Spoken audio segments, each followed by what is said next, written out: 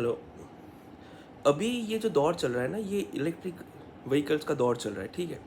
तो अगर आप थोड़ा सा ध्यान में रखोगे ना, तो जब आप मार्केट में जाओगे ना, जहाँ पे इलेक्ट्रिक स्कूटर सेल होता है ना, तो वहाँ पे आपको ये चीज़ देखने को मिलेगा, एक दो दुकान स्टोर को छोड़ के ना, कि वहाँ पे जो इलेक्ट्रिक स्कूटर सेल हो रहा है उसका प्राइस मान के चलिए अब 35,000, 35,000 या फिर 40,000।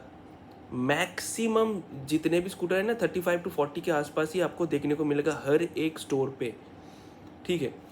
और दूसरी साइड जो रेपूटेड ब्रांड है, जो मतलब सालों से चल रहा है, बहुत सालों से, जैसे कि यो बाइक हो गया, ठीक है। और दूसरी चीज़ अगर मैं बोलूँ, थोड़ा सा बड़ा ब्रांड ओकिनावा हो गया, वो स्ट्रगल कर रहा है, ठीक है। तो अगर मैं ओकिनावा को भी छोड़ दूँ ना, यो बाइक को मैं अगर मैं पकड़ के चलूँ, जो फर्स्ट इलेक्ट्रिक व्हीकल यहाँ पे लॉन्च किया था इंडिया पे, ठीक है, बहुत बहुत पुराना है, तो वो आज क्यों स्ट्रगल कर रहा है।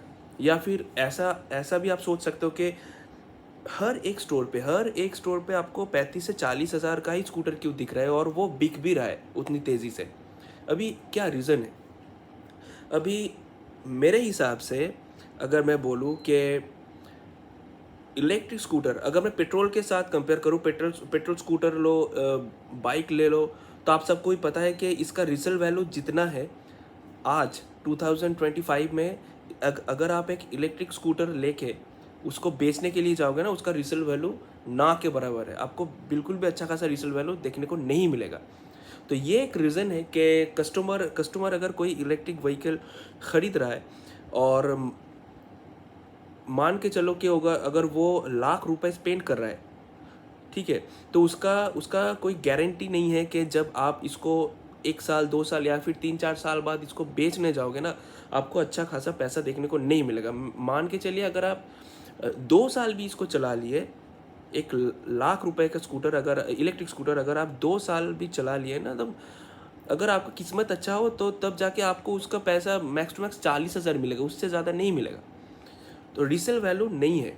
इसलिए कुछ कैटेगरी कस्टमर है जो ये सोच के उतना ज़्यादा पैसा खर्च नहीं करना चाहता है, ताकि वो ये सोच के लेता है कि अगर मैं उसको बेचने जाऊँ तो मुझे उतना पैसा तो नहीं मिलने वाला, तो उतना ज़्यादा खर्च करने की कोई मतलब नहीं होता है, ठीक है।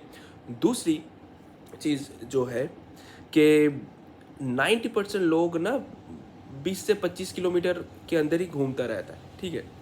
तो और अभी भी मतलब एक ऐसा मेंटलिटी है सब मैक्सिमम कस्टमर का, कि मैं एक इलेक्ट्रिक स्कूटर अगर मैं लूँ तो मेरा पर्पस क्या है। फर्स्ट जो सुनने को आता है, बस मेरा बच्चे को स्कूल छोड़ने जाना है, दूसरा वो ट्यूशन्स वगैरह के लिए जाएगा, तीसरा मुझे थोड़ा सा बाज़ार जाके बस आना है, बस यही मैक्सिमम लोगों का नीड होता है, डेली नीड होता है। तो फालतू में उतना पैसा क्यों खर्च करें, ठीक है।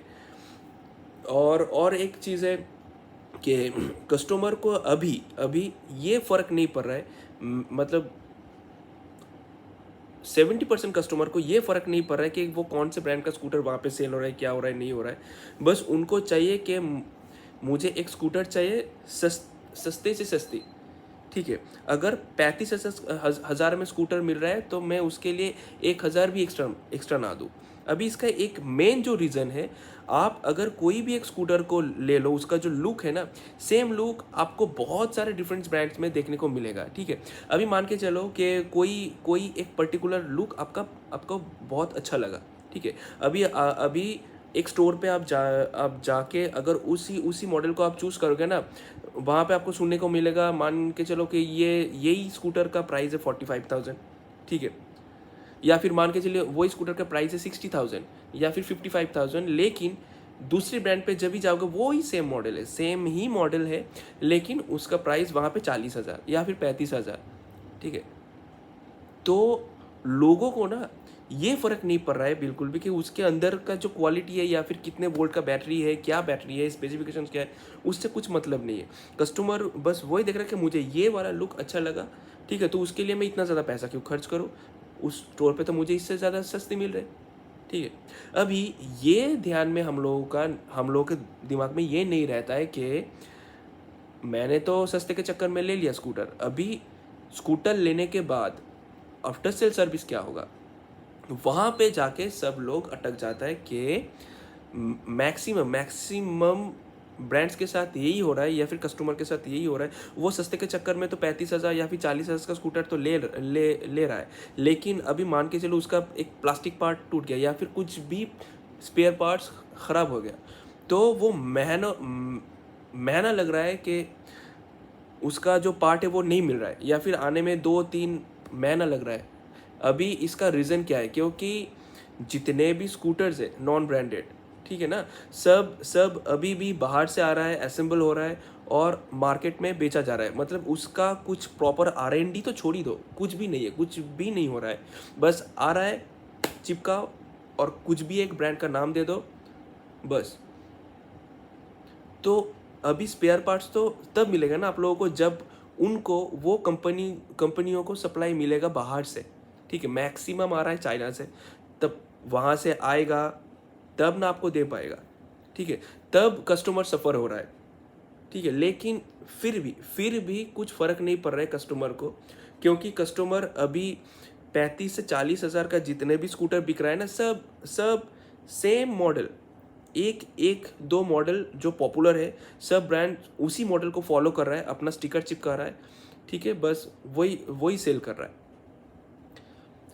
तो इसलिए जितने और एक चीज़ है कि प्रीमियम स्कूटर जो है, मतलब मान के चलो बजाज का चेतक हो गया, टीवीएस का आई क्यूब हो गया, ठीक है, हीरो वीडा हो गया, ये स्ट्रगल कर रहा है। क्यों ये स्ट्रगल कर रहा है? सिर्फ प्राइस की वजह से नहीं।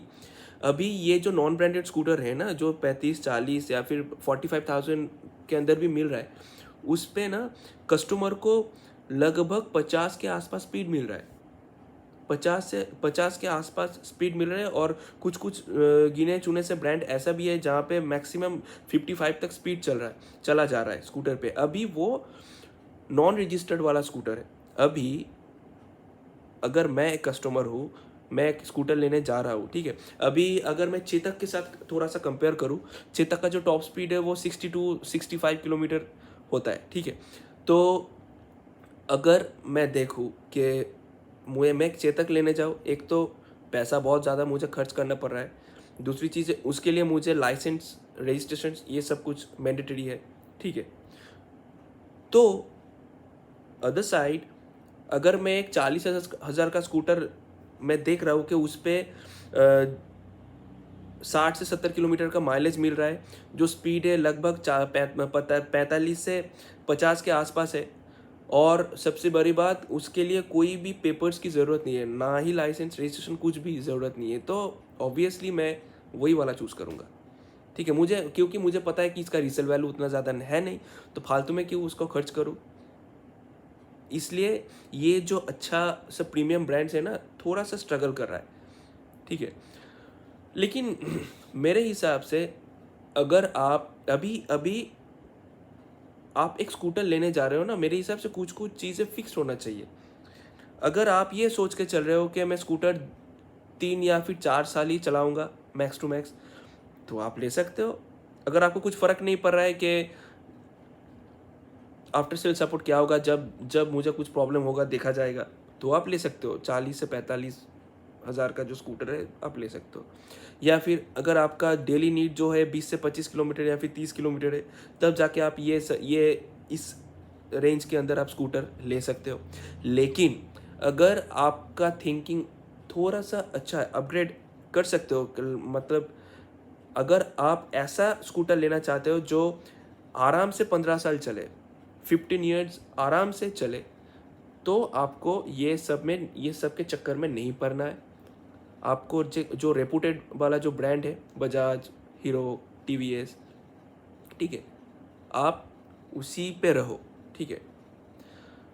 बाकी मेरे हिसाब से मैं ये बोलूँगा कि अगर आप एक 35 से 40 हज़ार का स्कूटर ले रहे हो ना, तो मतलब इतना तो ध्यान में रखते हुए ही चलो कि जो पैसा आप खर्च कर रहे हो आपको वैसा ही क्वालिटी देखने को मिलेगा। मतलब आप ये कभी भी एक्सपेक्ट मत करना कि ये स्कूटर लिया, 1 महीने के अंदर ये क्यों प्रॉब्लम आ गया, 2 महीने के अंदर ये मोटर या फिर बैटरी क्यों ख़राब हो गया।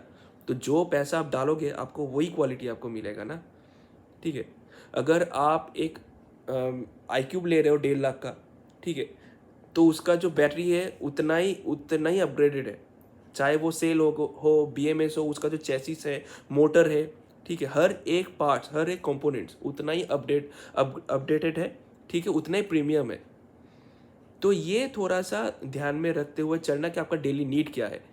अगर आपके दिमाग में वही वही थॉट्स है कि बस मुझे अपने बच्चे को छोड़ना जाने स्कूल, ट्यूशन्स वगैरह, तो बेझिझक आप मतलब 30 किलोमीटर के अंदर अगर आप डेली घूम रहे हो तो आप ये सब स्कूटर ले सकते हो, अदरवाइज मत लीजिए, मत ही लीजिए, आपका पैसा बर्बाद हो जाएगा, मत ही लीजिए, ठीक है।